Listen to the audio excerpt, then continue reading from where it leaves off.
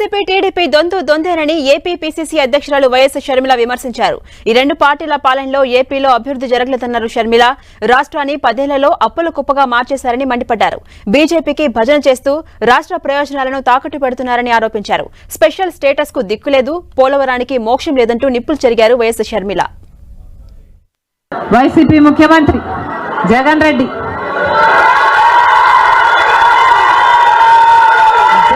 గారు చేసిన అప్పులు 3 లక్షల కోట్లకు పైన. మొత్తంగా ఈరోజు అప్పులు 6.5 లక్షల కోట్లు. మరి ఇంత అప్పులు చేశారే, ఇన్ని డబ్బులు తెచ్చారే, మరి రాష్ట్రంలో ఏదైనా అభివృద్ధి జరిగిందా అని భూతద్దం పెట్టి చూసినా ఎక్కడా కనిపించదు. అమరావతి రాజధాని అమరావతి అన్నాడు చంద్రబాబు గారు. సింగపూర్ చేస్తానన్నాడు. 3D గ్రాఫిక్స్ మొత్తం గుర్తుందా? 3D గ్రాఫిక్స్ చూపించాడు చంద్రబాబు గారు. పోనీ అమరావతి రాజధాని అయిందా అంటే అది కాలేదు. జగన్ రెడ్డి గారు వచ్చారు. 1 కాదు 3 రాజధానిలు అన్నారు. పోనీ 3 రాజధానిలు అయ్యాయా అంటే 1 కూడా లేదు. ఈరోజు మనకు రాజధాని ఏది అంటే ఏదో మనకే అర్థం కాని పరిస్థితి. 1 ఉందా అంటే ఏదీ లేదు, 1 కూడా లేదు. మరి ఏమి సాధించుకున్నట్టు? ఈరోజు మనకు స్పెషల్ స్టేటస్ లేదు అంటే ఆ పాపం ముమ్మాటికి చంద్రబాబు గారిది, ముమ్మాటికి జగన్ రెడ్డి గారిది.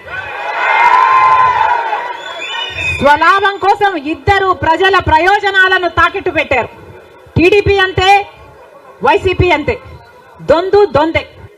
పోలవరం ప్రాజెక్ట్ ఎప్పుడో 1941లో పోలవరం ప్రాజెక్టు కట్టాలనుకుంటే సాధ్యపడలేదు. ఆఖరికి రాజశేఖర్ రెడ్డి గారు ముఖ్యమంత్రి అయిన 2004లో రాజశేఖర్ రెడ్డి గారు జలయజ్ఞంలో భాగంగా పోలవరం ప్రాజెక్టును స్థాపించడం జరిగింది.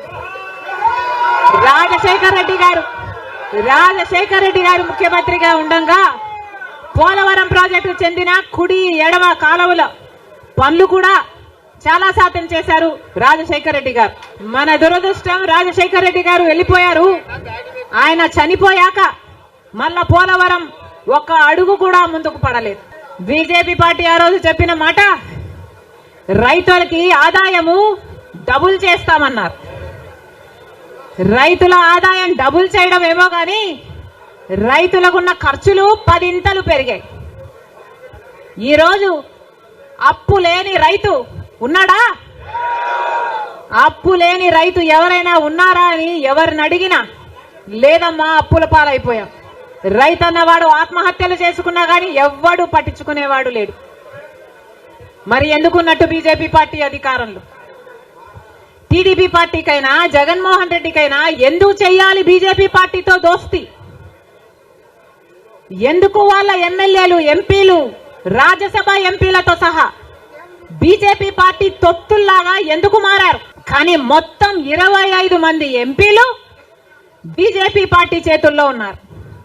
బీజేపీ పార్టీ ఏం చెప్తే ఈ ఎంపీలు మొత్తం అందరూ గంగిరెద్దుల్లాగా తలూపుతారు. మన రాష్ట్రానికి ఏం చేసింది బీజేపీ పార్టీ అని మీరు సపోర్ట్ చేస్తున్నారో టీడీపీ, వైసీపీ సమాధానం చెప్పాలి. మనకు స్పెషల్ స్టేటస్ ఇచ్చుంటే మీరు సపోర్ట్ చేయండి, ప్రజలు కూడా సపోర్ట్ చేస్తారు. మనకు పోలవరం జాతీయ ప్రాజెక్టు చేసి 90% నిధులు ఇస్తామన్న మాట నిలబెట్టుకుని ఉంటే మీరు బీజేపీ పార్టీకి సపోర్ట్ చేయండి, ప్రజలు కూడా హర్షిస్తారు. ఒకవేళ మనకు రాజధాని కట్టడానికి నిధులు ఇచ్చుంటే టీడీపీ పార్టీ అయినా, వైసీపీ పార్టీ అయినా, బీజేపీ పార్టీకి మీరు మద్దతు ఇవ్వండి, ప్రజలు కూడా హర్షిస్తారు. 2 కోట్ల ఉద్యోగాలలో మన బిడ్డలకు ఉద్యోగాలు ఇవ్వలేదు, మన రైతుల్ని పట్టించుకోలేదు, మనకు స్పెషల్ స్టేటస్ లేదు. మనకు ఏ మాత్రం పట్టించుకోని పార్టీకి వైసీపీ అయినా టీడీపీ పార్టీ అయినా ఎందుకు మద్దతు ఇస్తున్నారో ప్రజలకు సమాధానం చెప్పాలి. రాజశేఖర్ రెడ్డి గారు ఆశయాలు ఒక్క కాంగ్రెస్ పార్టీలోనే నెరవేరాయి తప్ప ఇక ఏ ఇతర పార్టీలోనూ కాదు. రాజశేఖర్ రెడ్డి గారి మూలాలు కాంగ్రెస్ పార్టీయే, రాజశేఖర్ రెడ్డి గారి ఊపిరి కూడా కాంగ్రెస్ పార్టీయే. మళ్ళీ చెప్తున్నాం, రాజశేఖర్ రెడ్డి గారిని ప్రేమించే నాయకులైనా, రాజశేఖర్ రెడ్డి గారిని ప్రేమించే ప్రజలైనా రాజశేఖర్ రెడ్డి గారి ఆశయాల కోసం నిలబడదాం, బీజేపీ పార్టీ కోసం కాదు. బీజేపీ పార్టీకి తొప్పుల్లాగా పనిచేసే పార్టీల కోసం కాదు.